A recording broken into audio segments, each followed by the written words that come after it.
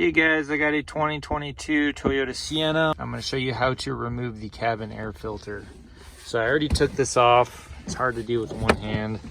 You're going to push this in on this side and push that tab in on the other side. And you may have to wiggle it a little bit, but once you push it and you get it out of the way, this will just come off.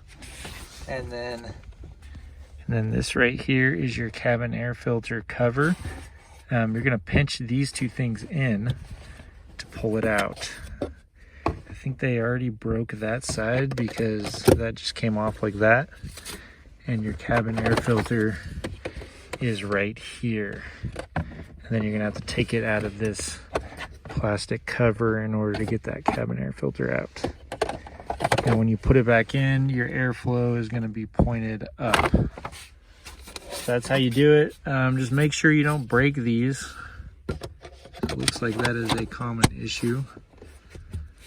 But yeah, hopefully that helped. And again, this is a 2022 Toyota Sienna. Thanks for watching.